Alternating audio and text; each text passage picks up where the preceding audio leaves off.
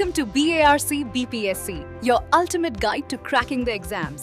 Subscribe now and start your journey towards success. Hello friends, welcome to Bark. आज हम पढ़ने जा रहे हैं गुप्ता पीरियड के बारे में। पूरा गुप्ता एम्पायर को हम लोग पढ़ेंगे और काफी डिटेल में पढ़ेंगे। इससे पहले हमें उम्मीद है कि जितना वीडियो आ रहा है मौर्यन एम्पायर और भी जितना एंशिएंट हिस्ट्री का लगभग खत्म हो चुका है, आप पूरा वीडियो देखे होंगे। एक चीज जरूर कहना चाहेंगे कि थोड़ा सा वीडियो लंबा रह रहा होगा, लेकिन अगर आप ध्यान से पढ़ते हैं तो ये मेरा गारंटी है कि एक क्वेश्चन भी नहीं छूटेगा। अगर इन एरिया से क्वेश्चंस आते हैं जिसको हमने पढ़ाया है, तो क्योंकि डिटेल से पढ़ाया है और हर एक बात पर बराबर फोकस दिया है, तो एक भी क्वेश्चन नहीं छूटेगा।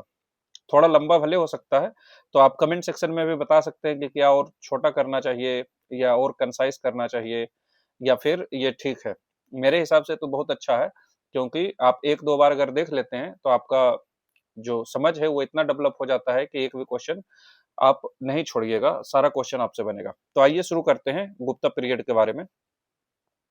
ये गुप्ता पीरियड माना जाता है 300 से 550, हालांकि एग्जैक्ट डेट आगे देखेंगे क्या क्या हुआ। ये गुप्ता पीरियड को बोला जाता है golden age of peace and enlightenment. तो सबसे लास्ट में जब हम गुप्ता पीरियड पूरा पढ़ लेंगे सभी राजाओं के बारे में, तब हम देखेंगे कि इसे क्यों गोल्डन एज कहा जाता है। शुरू में हम नहीं पढ़ेंगे, क्योंकि जब तक आप पूरे क्रम को नहीं समझिएगा, राजाओं को नहीं समझिएगा, उनके द्वारा किए गए कामों को नहीं समझिएगा, तब तक ये फायदा नहीं होता है बोलने का कि ये क्यों गोल्डन एज कहलाता है। इस लेक्चर में हम क्या क्या पढ़ेंगे, इसका लिस्ट यहाँ दिया हुआ है। सबसे पहले हम पढ़ेंगे सोर्सेस ऑफ गुप्ता एम्पायर, कि गुप्ता एम्पायर का जो हिस्ट्री है, ये हिस्ट्री कहाँ से लिखा जाता है, इसकी क्या सोर्सेस है, कौन से आर्कियोलॉजिकल सोर्सेस हैं, कौन से लिटरेचर के सोर्सेस हैं। जैसे कालिदास के अभिज्ञान शकुंतलम आप सुने होंगे, तो वो कब लिखा गया? गुप्ता पीरियड के समय लिखा गया, क्योंकि चंद्रगुप्त द्वितीय के नवरत्नों में से एक थे। इसलिए ये सोर्सेस के बारे में पढ़ेंगे कि आखिर इसकी इतिहास की गणना, इतिहास लेखन, जो गुप्ता एम्पायर की इतिहास लेखन है, वो कैसे की जाती है। दूसरा पढ़ेंगे बैकग्राउंड। आखिरकार गुप्ता एम्पायर खुद तो नहीं आया, मतलब अचानक से तो नहीं आया।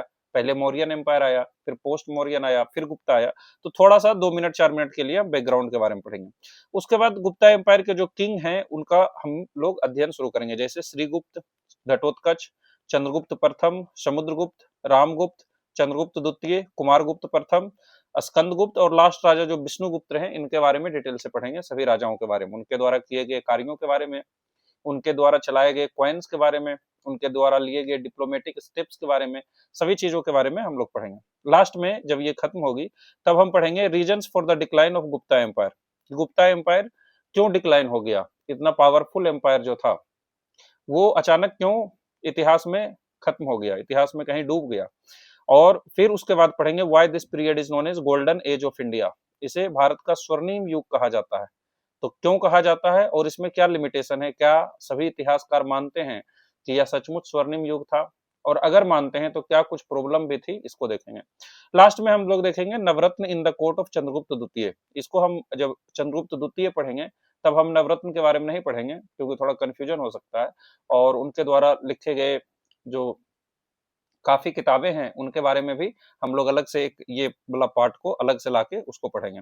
और एक और इसमें जो नालंदा यूनिवर्सिटी है, इसके बारे में भी डिटेल से आज तक क्या हुआ है नालंदा यूनिवर्सिटी, जब कुमारगुप्त के समय में नालंदा यूनिवर्सिटी का निर्माण रखा गया, कब इसे जलाया गया और आज क्या हो रही है, कैसे इसका फिर से पुनर्जागरण किया जा रहा है, ये सब हम लोग एक अलग वीडियो में नालंदा यूनिवर्सिटी के बारे में भी पढ़ेंगे। पर रिलेटेड ये सब इसी चैप्टर से है, गुप्ता एम्पायर से ही रिलेटेड है। तो आइए शुरू करते हैं। पहला है सोर्सेस ऑफ गुप्ता पीरियड। देखिए इसमें एक चीज है कि ये बहुत ज्यादा यहाँ से क्वेश्चंस पूछे जाते हैं, और किताब में बहुत लिमिटेशंस में कवर की जाती है, बहुत कम फोकस रहता है, लेकिन इससे क्वेश्चंस बहुत ज्यादा आते हैं, इसलिए आपको इसको अच्छे से पढ़ना है। दूसरा बात, जब हम चंद्रगुप्त द्वितीय का नवरत्न पढ़ेंगे, जो 9 रत्न थे, जैसे कालिदास थे, उनके बारे में जब पढ़ेंगे, तो वहां भी बहुत सारे सोर्सेस का हमें पता चलेगा, यानी वहां भी किताबों के बारे में जानकारी होगी। तो आप यहाँ पर एक थोड़ा सा रफ आइडिया ले सकते हैं, उसके बाद वहां पर भी बहुत सारी किताबें आएंगे तो कंप्लीट हो जाएगी। लेकिन इसको जरूर से फोकस करना है, क्योंकि ये फेवरेट चैप्टर रहा है बीपीएससी और दूसरे एग्जाम्स में भी। तो आर्कियोलॉजिकल सोर्सेस पहला है, जैसा हम लोग पहले से पढ़ रहे हैं कि जितने भी सोर्सेस होते हैं हिस्ट्री के, 2 पार्ट में बांटते हैं, एक आर्कियोलॉजिकल, दूसरा लिटरेचर के सोर्सेस। आर्कियोलॉजिकल मतलब जिसपे लिखा हुआ है पत्थरों पर, पिलरों पर, उसको जब हम लोग पढ़ते हैं तो आर्कियोलॉजिकल सोर्सेज, यानी जो खुदाई से हमें वस्तुएं प्राप्त होती है, उसके अध्ययन को हम लोग आर्कियोलॉजिकल सोर्सेस कहते हैं। अध्ययन को तो एपिग्राफी कहते हैं, जैसे क्वाइंस के अध्ययन को नुमिस्मेटिक्स कहते हैं, वो सब तो अलग बात है। लेकिन आर्कियोलॉजिकल सोर्सेस मतलब जो खुदाई से प्राप्त हुए वस्तुएं हैं, उसको पढ़ के उस वो जो सोर्स बना इतिहास लिखने का, उसको आर्कियोलॉजिकल सोर्सेस कहते हैं। पहला है इसमें जो सबसे इंपॉर्टेंट है, आगे भी देखेंगे, इलाहाबाद पिलर इंस्क्रिप्शन। आपको सिंपल समझना है, इसी को प्रयाग प्रशस्ति कहते हैं। प्रशस्ति मतलब होता है यूलोजी। यूलोजी का मतलब होता है राजा के प्रशंसा में पहले उनके राज दरबारी जो होते थे, जो उनके कोर्ट में पोएट होते थे, वो राजा के तारीफ में बहुत सारे चीज लिखते थे, पोएम लिखते थे, कहानी लिखते थे, तो इसलिए इसको प्रयाग प्रशस्ति कहा जाता है। ये इलाहाबाद में है, इसलिए प्रयाग में है। तो एक पिलर है, इलाहाबाद पिलर इंस्क्रिप्शन, पिलर है एक, आगे हम लोग तस्वीर देखेंगे जब चंद्रगुप्त ये समुद्रगुप्त के बारे में पढ़ेंगे तब। तो एक पिलर है जो इलाहाबाद में मौजूद है, और उसी पर हरिसेन जो समुद्रगुप्त के कोर्ट पोएट रहे, उन्होंने इंफॉर्मेशन दिया है समुद्रगुप्त के कॉन्क्वेस्ट और जिनियोलॉजी के बारे में, यानी कि वो क्या, कहाँ कहाँ कौन से एरिया में विजय प्राप्त किया। आपको पता होगा समुद्रगुप्त को माना जाता है कि 100 से अधिक राजाओं को उसने पराजित किया, तो उसकी एक लिस्ट देते हैं, यानी इलाहाबाद प्रयाग इंस्क्रिप्शन या इलाहाबाद पिलर इंस्क्रिप्शन, जिसे प्रयाग प्रशस्ति कहते हैं। आगे भी पढ़ना है, इसको आप याद रखिएगा। ये देखिए इलाहाबाद प्रयाग प्रशस्ति या इलाहाबाद पिलर इंस्क्रिप्शन। दूसरा जो इन्फॉर्मेशन हमें मिलती है वो है मेहरौली आयरन पिलर इंस्क्रिप्शन। आप अगर कभी दिल्ली के कुतुब मीनार कॉम्प्लेक्स घूमने गए हैं, कुतुब मीनार कॉम्प्लेक्स घूमने गए हैं, और ये यूनेस्को हेरिटेज साइट में भी है, तो यहाँ पर आप देखिएगा कि कुतुब मीनार जो है वो आपको कम अट्रैक्ट करेगा, कम अच्छा लगेगा। लेकिन जो ये पिलर इंस्क्रिप्शन है, ये जो आयरन पिलर के द्वारा आयरन पिलर बनाया गया है, कुतुब मीनार के बगल में ही है, ये आपको काफी अट्रैक्ट करेगा, क्योंकि इसका लगभग 2800 वर्ष हो गया है, अभी तक इस पे जंग नहीं लगा है, अभी भी पॉलिश्ड है। तो ये जो मेहरौली आयरन पिलर इंस्क्रिप्शन है, मेहरौली क्या है, वही कुतुब मीनार जिस एरिया में मौजूद है दिल्ली का, उसे ही मेहरौली कहते हैं। ये हाईलाइट करती है एक राजा के बारे में जिसको चंद्र लिखा गया है इस पिलर में, यानी एक राजा चंद्र की जिक्र की गई है। वही चंद्र कोई और नहीं, चंद्रगुप्त द्वितीय थे, जिनके बारे में आगे पढ़ना है। ये देखिए कुतुब मीनार है और यहाँ आयरन पिलर है, इतना बड़ा नहीं है, ये इमेज इस तरीका से लिया गया है कि ये बड़ा दिख रहा है तो छोटा, पर ये काफी अच्छा आपको लगेगा, ये उतना अच्छा नहीं लगेगा। तीसरा है भीतरी पिलर इंस्क्रिप्शन। आपको सिंपली जगह का नाम याद रखना है। पहला क्या पढ़े, प्रयाग प्रशस्ति, तो प्रयाग में है। दूसरा मेहरौली आयरन पिलर इंस्क्रिप्शन, क्योंकि आयरन से बना हुआ है, जंग नहीं लगता है, खासियत है। चंद्रा राजा का जिक्र है जो चंद्रगुप्त द्वितीय से संबंध रखता है, तो वो दिल्ली में है। और तीसरा है भीतरी पिलर इंस्क्रिप्शन। आपको याद रखना है कि ये उत्तर प्रदेश के गाजीपुर में है, आप सिंपली उत्तर प्रदेश भी याद रख सकते हैं। तो उत्तर प्रदेश में भी एक पिलर है, ये देखिए, ये पिलर पर भी बहुत सारी चीजें लिखी गई है, और इससे भी हम जो खास करके स्कंदगुप्त हैं, गुप्त वंश के जो राजा हैं स्कंदगुप्त, उनके बारे में जानकारी प्राप्त होती है भीतरी पिलर इंस्क्रिप्शन से। उसी तरह ईरान स्टोन पिलर इंस्क्रिप्शन है। आप कहिएगा कि ये इतना याद करने की आवश्यकता नहीं है, तो आपको पता होना चाहिए कि इससे भी क्वेश्चन पूछा हुआ है, ये एक PYQ ही है, तो ये फिर से क्वेश्चन रिपीट होने का चांस है। ईरान स्टोन पिलर इंस्क्रिप्शन जो MP का है, क्योंकि इसमें पहली बार सती का जिक्र किया गया है, यानी the first evidence of sati from India और India has been found from the Eran inscription. ये जो ईरान की पिलर इंस्क्रिप्शन है, इस तरह से कुछ ईरान में दिखती है, यहीं से पहली बार जिक्र हुआ है सती का। सती के बारे में आप जानते होंगे कि जब पति की मृत्यु के बाद पत्नी भी आग में कूद के अपना जान दे देती है, तो उसको सती कहते थे। तो ये सती प्रथा का पहली बार जिक्र ईरान इंस्क्रिप्शन में किया गया है, ईरान पिलर इंस्क्रिप्शन में किया गया है, स्टोन से बना हुआ है, जो कि MP में है। तो ये क्वेश्चन तो पूछा हुआ है, तो फिर पूछ सकता है। फिर हम गुप्ता पीरियड की जानकारी न्यूमिस्मेटिक्स यानी क्वाइन से भी प्राप्त करते हैं, आगे डिटेल में हम पढ़ेंगे। जैसे गुप्ता किंग्स ने high quality gold coins issue किए, सोने के सिक्के इशू किए जिसे दिनार्स कहते हैं, सिल्वर क्वाइंस इशू किए जिसे रुपया कहते हैं। तो ऐसे आप दिनार और रुपया के बारे में मिडिवल हिस्ट्री में पढ़ते होंगे, पर पहली बार गुप्ता समय के, गुप्त पीरियड के समय ही दिनार यानी गोल्डन क्वाइंस और रुपया मतलब सिल्वर क्वाइंस को इशू किया गया था। ये देखिए कुछ एग्जांपल है, आगे और डिटेल में देखेंगे। क्वाइन का जो आइकोनोग्राफी है, यानी क्वाइंस पर जो चित्रण किया गया है, उससे हम राजा के बारे में बहुत सारी चीज समझ सकते हैं। जैसे समुद्रगुप्त किसी क्वाइन में, जिसे बीना टाइप ऑफ क्वाइंस भी कहते हैं, उसमें एक वीणा बजाते हुए दिख रहे हैं। इससे पता चलता है कि समुद्रगुप्त का हॉबी बीना बजाना रहा होगा, या फिर संगीत में वो काफी मशहूर रहे होंगे, काफी अच्छा संगीत बजाते होंगे। तो इस तरह से हम कुछ इंफॉर्मेशन ले सकते हैं। उसी तरह जैसे अश्वमेध यज्ञ को दिखाया गया है, इससे पता चलता है कि उस राजा के द्वारा ये अश्वमेध यज्ञ जो है किया गया होगा, करवाया गया होगा। उसी तरह हम लोग और भी बहुत सारे सिक्के देखते हैं, जैसे बहुत फेमस है Kings and queen's type of coins, जिसमें राजा रानी दोनों का चित्रण है। उसी तरह हम लोग देखते हैं पीकॉक टाइप्स ऑफ कॉइन्स, तो बहुत सारा है, आगे आएगा। फिर कुछ आर्किटेक्चर है, यानी जैसे उस समय की जो वस्तुएं बनाई गई थी, महल हो सकता है, मंदिर हो सकता है, इन सब चीजों का भी पता चलता है, जिससे हम उस समय की इतिहास को लिख सकते हैं। जैसे इसी समय गुप्त पीरियड के समय ही टेम्पल कंस्ट्रक्शन स्टार्ट हुआ था, टेम्पल का बनना भारत में। यानी जब आप मौर्य पीरियड पढ़े, उस समय कोई भी टेम्पल भारत में मौजूद नहीं थे। तो ये जो मंदिर का बनना है, टेम्पल कंस्ट्रक्शन है, या हम कह सकते हैं टेम्पल आर्किटेक्चर है, ये स्टार्ट ही हुआ गुप्ता पीरियड के समय। तो ये भी इस समय के इतिहास को कितना अच्छा से सुंदर से दिखाया कि टेम्पल बनना स्टार्ट हुआ गुप्त पीरियड के समय। जैसे एग्जांपल है दशावतार टेम्पल, और ये यूपी में है। जो देवघर, एक तो देवघर झारखंड में है, लेकिन दूसरा देवघर यूपी में है, वहीं पर दशावतार टेम्पल है, झांसी के पास है। तो दशावतार टेम्पल इसी का एग्जाम्पल है। यानी नागर स्टाइल ऑफ जो टेम्पल आर्किटेक्चर है, जो नॉर्थ इंडिया में होती है टेम्पल, उसको नागर स्टाइल बोलते हैं। जो साउथ इंडिया में होती है उसे द्रविड़ा स्टाइल बोलते हैं, और जो मिडिल में होती है उसे बेसर स्टाइल बोलते हैं। वो सब अलग टॉपिक है, मेंस का टॉपिक है। लेकिन हम यहाँ से यह कह सकते हैं कि जो टेम्पल का बनना है वह गुप्त पीरियड के समय में हुआ शुरू। और जैसे क्वेश्चन पूछा हुआ है पीवाईक्यू में, प्रीलिम्स में ही, कि दशावतार टेम्पल किस समय की आर्किटेक्चर है, तो ये गुप्त पीरियड की आर्किटेक्चर है। ये देखिए दशावतार टेम्पल दिख रही है, जो उत्तर प्रदेश में झांसी के पास देवघर जगह है, वहां से मिलता है। क्योंकि this is the first specimen of temple construction, temple architecture in India. Bharat में मंदिर बनने की प्रक्रिया में पहली एग्जाम्पल में से ये आते हैं, इसलिए इसको याद रखना है। कुछ केव पेंटिंग्स है, जैसे अजंता में केव पेंटिंग है, बाघ में केव पेंटिंग है, वो भी दिखाते हैं कि गुप्ता पीरियड के समय में कितना एक्सीलेंस हासिल हुआ था। तो अजंता केव्स में जो पेंटिंग है, ये भी क्वेश्चन पूछा हुआ है कि अजंता केव में जो पेंटिंग्स है किस समय की पेंटिंग्स को दिखाता है। तो बहुत सारे पेंटिंग्स जो अजंता केव में है वो गुप्ता पीरियड के समय की है। फिर अब आते हैं लिटरेरी सोर्सेस। तो ऊपर हमने क्या पढ़ा? ऊपर हमने पढ़ा कुछ पिलर्स के बारे में, जैसे प्रयाग प्रशस्ति के बारे में पढ़ा, मेहरौली आयरन पिलर के बारे में पढ़ा, ईरान पिलर के बारे में पढ़ा, मंदसौर पिलर के बारे में पढ़ा, ये पढ़ा, आपको ध्यान रखना है। दूसरा हमने पढ़ा कि जो देवघर में दशावतार टेम्पल है इसी समय से बनना शुरू हुआ। हमने क्वाइंस के बारे में पढ़ा, और क्वाइंस के बारे में आगे बहुत सारा और भी डिटेल्स आएगा, मतलब और उसको अच्छा से हम लोग समझ पाएंगे। तो इतना हमने पढ़ा। फिर हमने केव में पढ़ा कि कुछ केव पेंटिंग्स है, जैसे अजंता, जो आप फेमस जानते होंगे, अजंता की पहाड़ी भी है महाराष्ट्र में, उसमें कुछ केव्स मिलती है। बुद्धिज्म के समय भी इसकी जिक्र हुई थी। तो वहां जो पेंटिंग्स मिल रही है उसमें बहुत सारे पेंटिंग्स गुप्ता पीरियड के समय का भी पेंटिंग है। उसी तरह बाघ के पेंटिंग्स में भी गुप्ता पीरियड के समय, जो बाघ कर्नाटक में जगह है, वहां पर भी पेंटिंग्स मिलती है।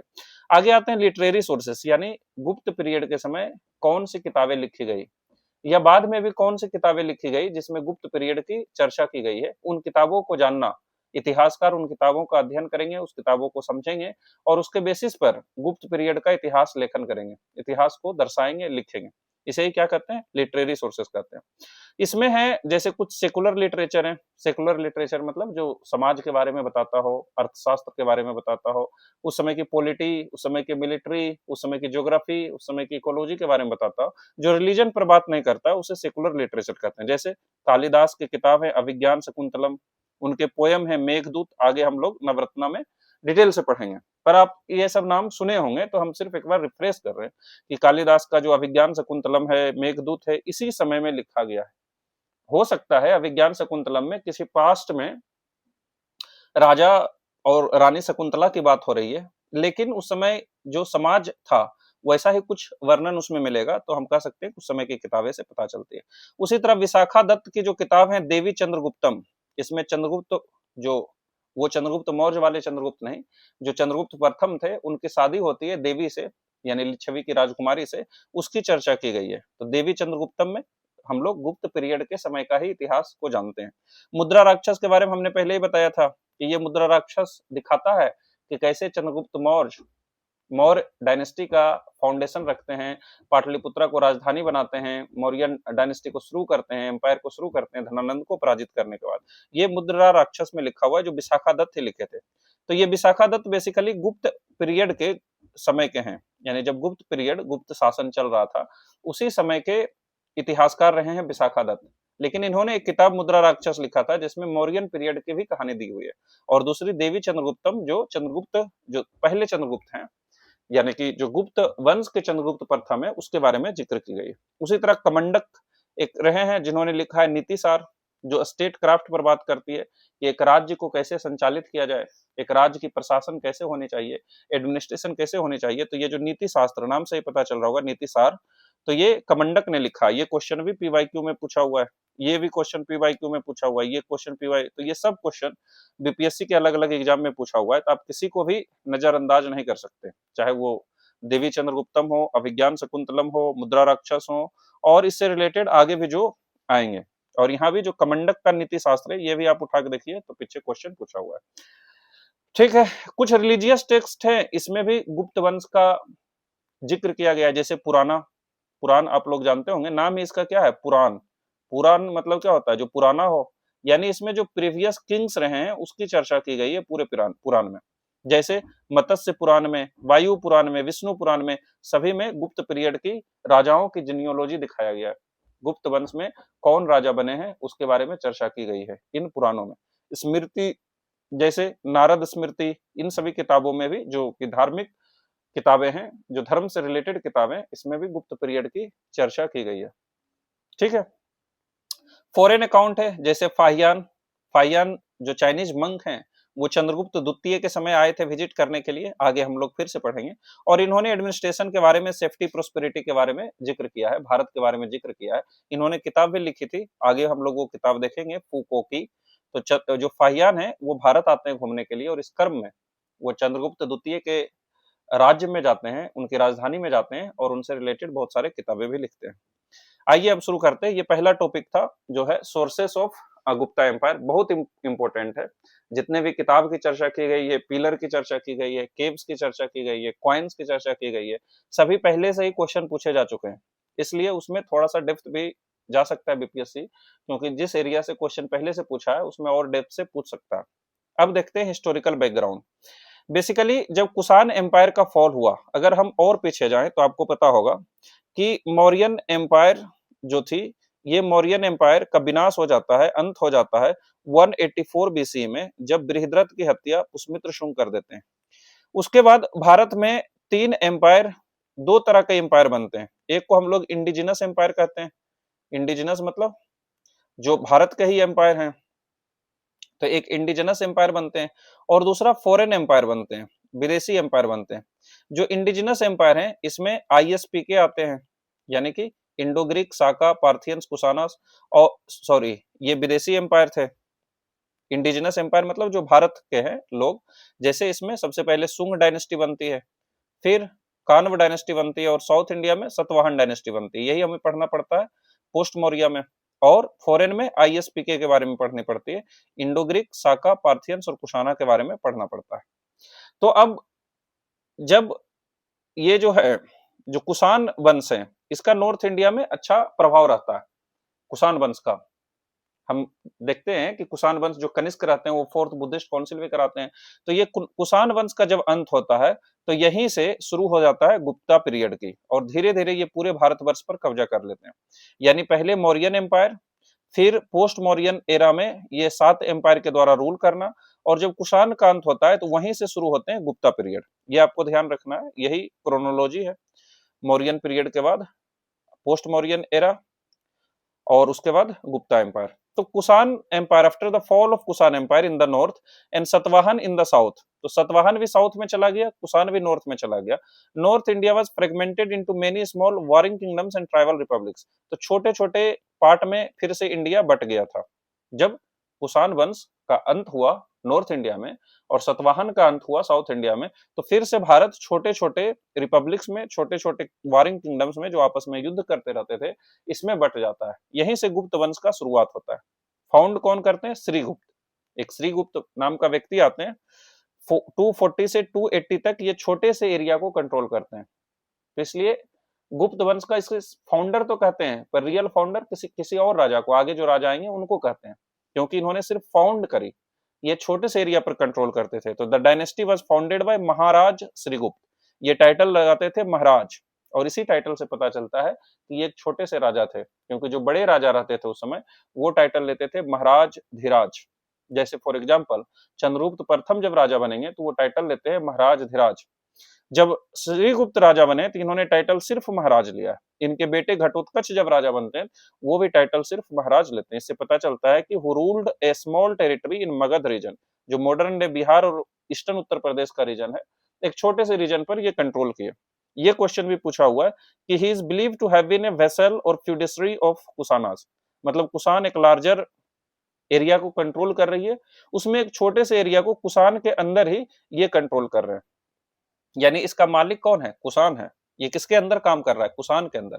और जब कुसान वंश का अंत होता है तो ये छोटे से एरिया को जो कंट्रोल कर रहे हैं श्रीगुप्त, ये धीरे धीरे अपना एरिया को फैलाते हैं और खुद महाराज की टाइटल ले लेते हैं, खुद को इंडिपेंडेंट घोषित कर देते हैं। अगला राजा बनते हैं घटोत्कच, जो 280 से 319 एडी तक रहते हैं। श्रीगुप्त के बाद राजा बनते उन्हीं का बेटा घटोत्कच। ये भी टाइटल महाराज लिए और इससे पता चलता है कि ये भी सबोर्डिनेट या लोकल चिफ्टेन थे, यानी छोटे राजा थे। उसके बाद जब घटोत्कच के बाद जो राजा बनते हैं चंद्रगुप्त प्रथम, जो 319 एडी में बनते हैं, ये चंद्रगुप्त प्रथम ही रियल फाउंडर माना जाता है और इन्होंने टाइटल लिया Maharaj Dhiraj, king of great kings. और इससे पता चलता है कि ये इंडिपेंडेंस भी हो गए और इनका राज्य भी बड़ा हो गया। एक बार देखिए, रिवाइज करते हैं। पहला राजा कौन है? श्रीगुप्त। कब से कब रहे? 240 से 280, एकदम याद कर लेना है, 40 वर्ष।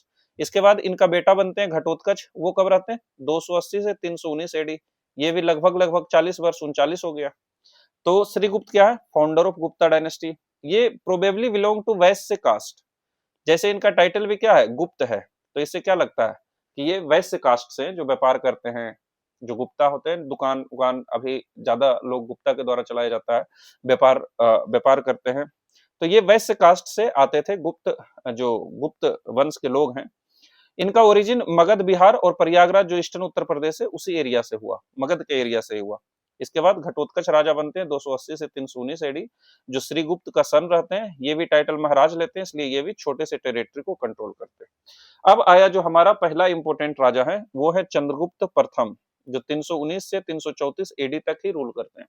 यानी टाइम पीरियड देखिएगा तो मात्र 15 ईयर्स है और इनके पूर्वज 40 साल तक रूल कर रहे हैं।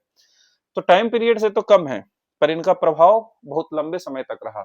इनके अंदर एरिया का फैलाव बहुत दूर तक हुआ, एम्पायर की बाउंड्री दूर तक फैल गई, सैनिक की शक्ति बढ़ गई, जो इकोनॉमी है या जो राजकोष है उसमें बढ़ोतरी हुई। इसलिए चंद्रगुप्त प्रथम को क्या कहा जाता है? Real founder of Gupta empire.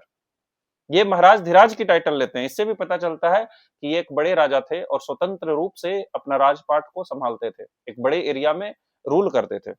ये राजगद्दी पर 319 एडी पर बैठे और इसी को कहा जाता है गुप्त एरा का स्टार्ट।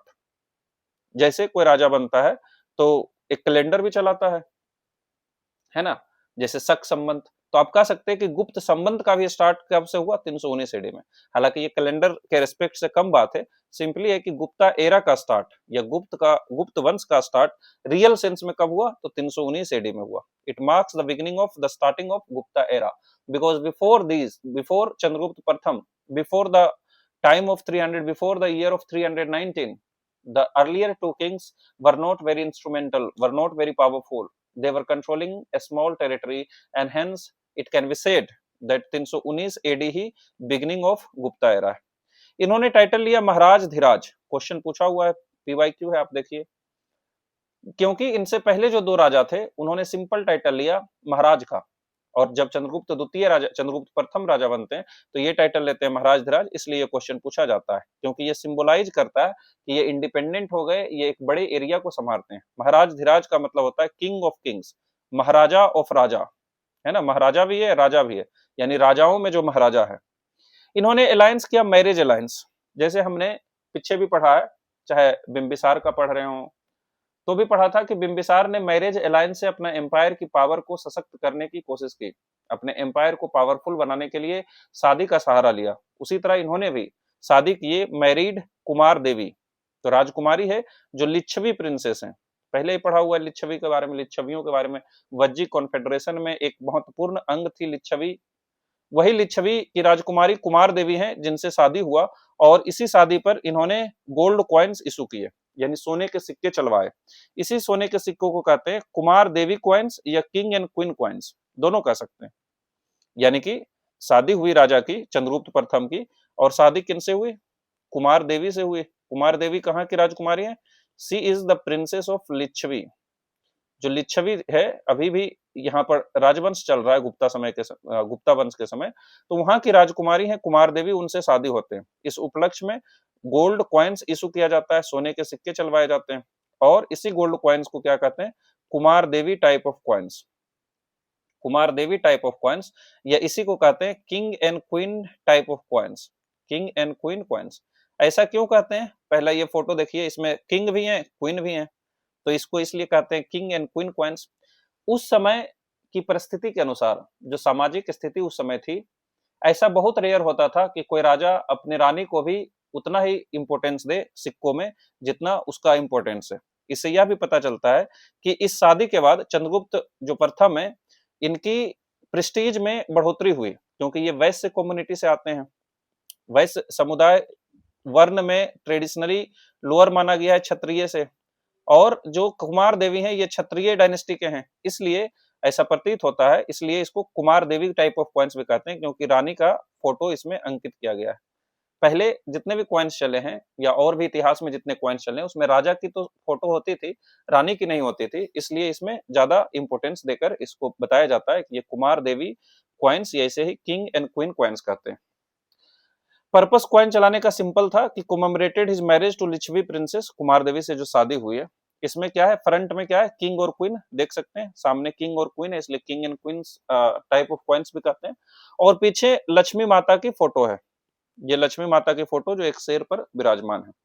क्या सिग्निफिकेंस है ये शादी का, पॉलिटिकल लेजिटिमेसी मिला, क्योंकि एक वैश्य समुदाय का व्यक्ति समाज के उस समय राजा बन गया जब क्षत्रियों का ही राज्यपाठ चलता है जनरली, तो इससे पॉलिटिकल लेजिटिमेसी मिला। इससे प्रेस्टीज बढ़ा, क्योंकि गुप्त वंश का अभी तक प्रेस्टीज बहुत कम था, इनके पूर्वज टाइटल में सिर्फ महाराज लगाते थे। अब जब इनका शादी एक बहुत बड़े परिवार में होता है, जिसका खुद का एक बहुत बड़ा वंश है, बहुत पुराने समय से बहुत नामित राजघराना है, तो इससे इनका प्रेस्टीज बढ़ेगा। इससे इनका कंट्रोल गंगेटिक प्लेन में भी बढ़ा, जो गंगा का प्लेन है, क्योंकि शादी हुआ है बड़ा राजघराना में, तो कुछ एरिया भी मिलेगा और कंट्रोल भी बढ़ेगा। और ये मैट्रिमोनियल डिप्लोमेसी को दिखाते हैं, यानी एक ऐसा डिप्लोमेसी, दूसरे देशों के साथ इस तरह से संबंध बनाना, शादी के द्वारा संबंध बनाना, ताकि अपना इमेज बढ़े, अपना एरिया बढ़े। इस तरह से हम देख सकते हैं कि चंद्रगुप्त प्रथम के समय जो एरिया ये कंट्रोल करते थे वो बड़ा था, ज्योग्राफिकल रीच बड़ा था, ये गंगेटिक वैली को कंट्रोल करते थे, जो modern day eastern Uttar Pradesh और पार्ट्स ऑफ बंगाल यहाँ तक फैले हुए थे, यानी पूरा बिहार तो है ही, जो उत्तर प्रदेश की रीजन है और कुछ बंगाल की रीजन है, ये पूरा एरिया में अब चंद्रगुप्त प्रथम के समय गुप्त वंश की फ्रंटियर, गुप्त वंश की जो एरिया है वो फैल चुका है। यानी इसमें इंपोर्टेंट शहर अगर देखें तो क्या रहेगा, मगध बिहार का जो साकेत है यानी अयोध्या है वो, और प्रयागराज में जो प्रयागराज है, इन सब महत्वपूर्ण शहरों पर किनका कंट्रोल था, चंद्रगुप्त प्रथम का कंट्रोल था, गुप्त वंश का कंट्रोल था। आगे आते हैं, जब चंद्रगुप्त प्रथम की मृत्यु होती है 335 एडी में, तब राजा बनते हैं समुद्रगुप्त। और देखिए कितना इजी है, 40 इयर्स का शासन काल है। यानी जो हम पहला राजा पढ़े वो पढ़े थे श्रीगुप्त, जो 240 एडी, ये डेट आपको याद रखना है, 40 ऐड कर देना है तो 280 एडी हो गया। इसके बाद घटोत्कच बने, इसमें भी 280 से 320 नहीं 319 कर देना, एक साल कम। और फिर इसके बाद चंद्रगुप्त प्रथम बनते हैं, जो 15 साल तक यानी 319 से 335 तक करते हैं रूल। फिर समुद्रगुप्त बन रहे हैं, जो 335 से 375 यानी 40 वर्षों तक शासन कर रहे हैं, इसलिए डेट याद करना आसान है। समुद्रगुप्त को इंडियन नेपोलियन कहा जाता है, हालांकि यह कहना सही नहीं है, आगे देखेंगे। Samudragupta was the greatest military genius of गुप्त डायनेस्टी।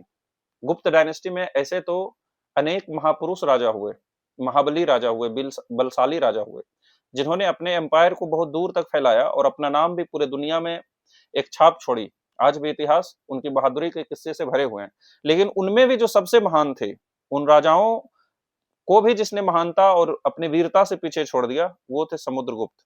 इसलिए ही was the greatest military genius. सिर्फ गुप्त डायनेस्टी का नहीं, बल्कि हमें तो कहना चाहिए कि he was the greatest military genius of whole Indian history. पूरा भारत के इतिहास में शायद ही कोई ऐसा राजा हो जो एक भी युद्ध हारे बिना 100 राजाओं को पराजित कर दिया हो। His reign transformed Gupta kingdom into a pan Indian empire. अभी तक जो गुप्ता एम्पायर सिर्फ मगध, ईस्टर्न उत्तर प्रदेश और वेस्ट बंगाल के कुछ हिस्सों में समाहित थी, उतने में लिमिटेड थी, अब वो एक पैन इंडिया एम्पायर बन गया। अब पूरा भारत में इसका फैलाव बढ़ गया है। Earning him the title of Napoleon of India from historian V A Smith. पहला तो आपको ये प्रीवियस ईयर क्वेश्चन है, याद करना है कि समुद्रगुप्त को नेपोलियन ऑफ इंडिया किसने कहा, तो ये वी.ए. स्मिथ ने कहा। तो एक हिस्टोरियन हुए वी.ए. स्मिथ, ये क्वेश्चन पूछा हुआ है तो आपको याद करना होगा, सिंपल क्वेश्चन आएगा कि समुद्रगुप्त को नेपोलियन ऑफ इंडिया किस इतिहासकार ने कहा, तो वी.ए. स्मिथ ने कहा।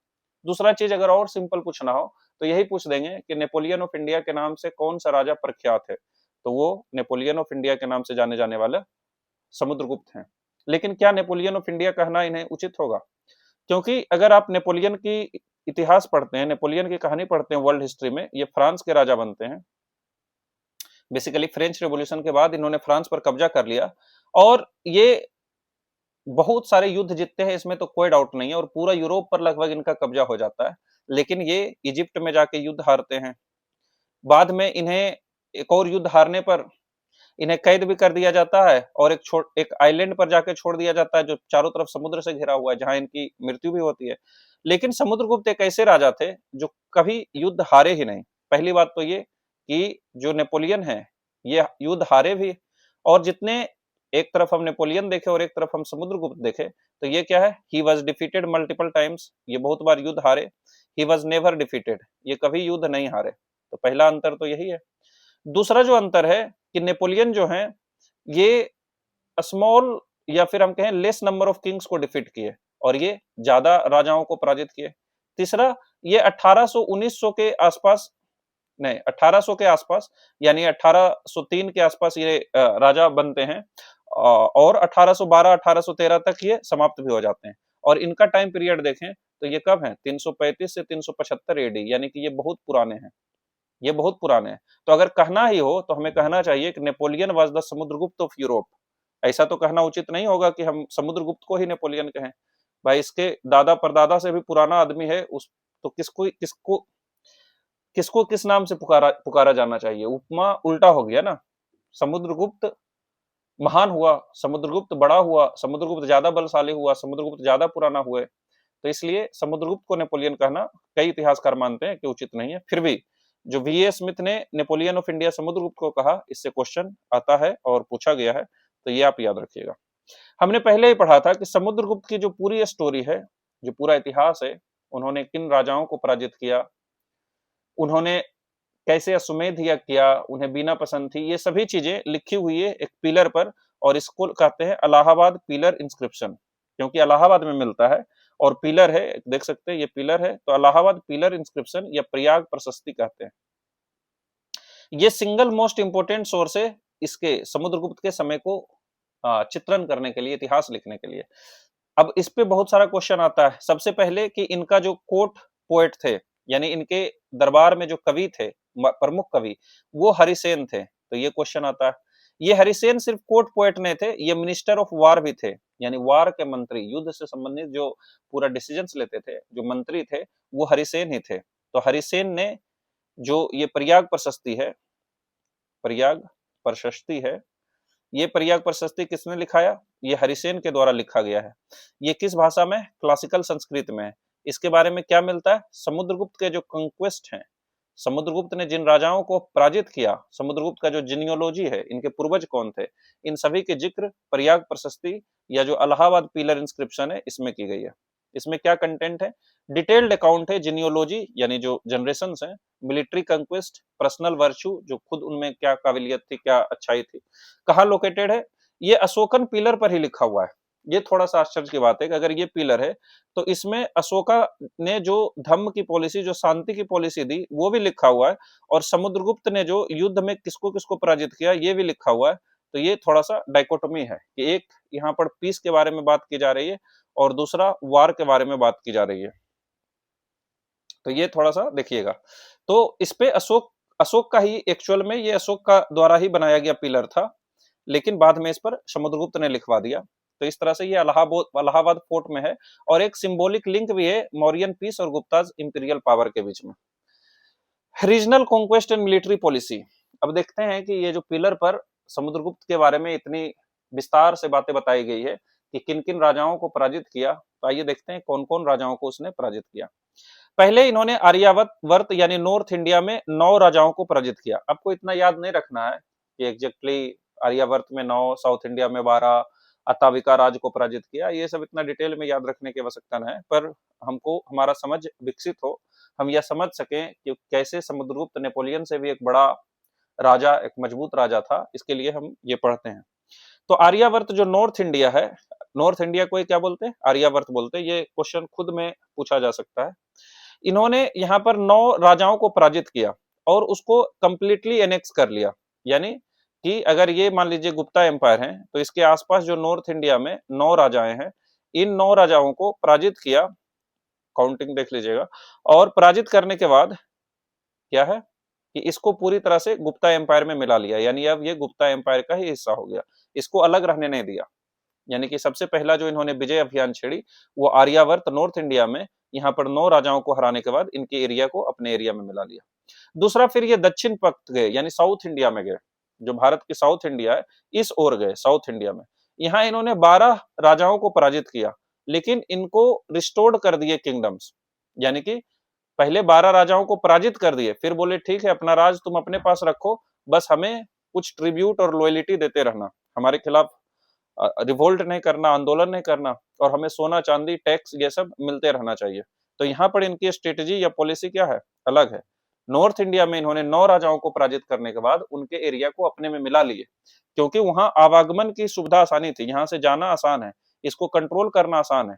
पर साउथ इंडिया में इन्होंने 12 राजा को जीता, तो 12 राजाओं को पराजित तो किया, पर फिर वही राजाओं को वो राज्य प्रदान कर दिया और सिर्फ बोला हमें सोना चांदी मिलते रहना चाहिए, क्योंकि नॉर्थ इंडिया से साउथ इंडिया को मैनेज करना बहुत मुश्किल था, जो गलती औरंगजेब ने बाद में किया, और इससे औरंगजेब की जो मुगल एम्पायर है, मुगल डायनेस्टी है, वो पूरी तरह से खत्म भी हो गया, जिसे कहते हैं कैंसर ऑफ द डेक्कन या डेक्कन अल्सर जिसे बोलते हैं। ये आप शायद पढ़े होंगे मिडियवल हिस्ट्री में। तो हम बता सकते हैं कि जो जैसे औरंगजेब की जो गलती हुई वो समुद्रगुप्त से सीख सकता था, इसलिए हम कहते हैं हिस्ट्री रिपीट्स इटसेल्फ। इसलिए हिस्ट्री भी हमें क्या है, बहुत चीजें सिखाती है। तो दक्षिण पक्ष की कहानी हुई। फिर उन्होंने अताविका राज्य, यानी जिसे फॉरेस्ट किंगडम कहते हैं, जो जंगल में छोटे छोटे राजा थे, उनको भी पराजित किया। Reduced the tribal chiefs of the central Indian forest to the status of servants. जो सेंट्रल इंडिया मध्य प्रदेश की रीजन हो गई, इस रीजन में जो अताविका राज थी उसको भी पराजित किया। फ्रंटियर स्टेट जो बाउंड्री पर है, 5 किंगडम्स जैसे नेपाल, असम, बंगाल, और 9 ट्राइबल रिपब्लिक जो कहाँ है, फ्रंटियर जो बाउंड्री के पास है, इसको भी अपना सुजर्निटी और रेगुलर टैक्स वहां से भी लेना शुरू किया, यानी उसको भी पराजित किए। इतना हमें याद नहीं रखना है कि एग्जैक्टली कहां पर कितने राजाओं को पराजित किया, थोड़ा सा याद रहे तो बेहतर होगा कि जो गेंगेटिक वैली या आर्यावर्त नॉर्थ इंडिया में जो राजा है उनको पराजित करने के बाद उसको अपने एरिया में मिला लिए। साउथ इंडिया में 12 राजाओं को पराजित करने के बाद उसको इंडिपेंडेंट छोड़ दिया, कुछ जंगल के राजाओं को भी पराजित किया और फ्रंटियर किंग्स को भी पराजित किया। फॉरेन पावर्स जो कुसाना हो, साका हो, ये सब भी होमेज इनको प्रोवाइड करता था, यानी इनको मैरिज अलायंस प्रोवाइड करता था, यानी इनसे डरता था, इनके सामने झुक के रहता था, इनकी सुजर्निटी को एक्सेप्ट किया, इनकी पावर को एक्सेप्ट किया। जो विदेश के राजा हैं, जो साका हैं, जो कुसाना है, जिनके बारे में हमने पहले पढ़ा कि ये बड़े बड़े एम्पायर का निर्माण किए, और नॉर्थ वेस्ट में अफगानिस्तान ये सब में अभी भी इनके एम्पायर चलते थे। देखिए ये जो ब्लू कलर का दिखाया गया है, ये चंद्रगुप्त प्रथम के समय राज है, यानी चंद्रगुप्त प्रथम के समय जो गुप्त डायनेस्टी है वो सिर्फ इतना है। ये जो पिंक कलर का या जो भी कलर ये वाला है, ये वाला, ये समुद्रगुप्त ने इतने एरिया को अपने में विजय किया, और ये चंद्रगुप्त द्वितीय ने गुप्त वंश में मिलाया। ये बस सिर्फ रेफरेंस के लिए कि कैसे कैसे एम्पायर में बढ़ोतरी हुई। ये ब्लू वाला चंद्रगुप्त प्रथम के समय थी, छोटा थी, इसलिए हमने कहा बंगाल के कुछ हिस्सा, बिहार और यूपी के कुछ हिस्सा पर चंद्रगुप्त प्रथम का राज्य हुआ। ये देखिए कितना बड़ा एरिया को समुद्रगुप्त ने अकेले गुप्त डायनेस्टी में मिला लिया। तो अब ये क्या हो गया, पैन इंडिया बन गया।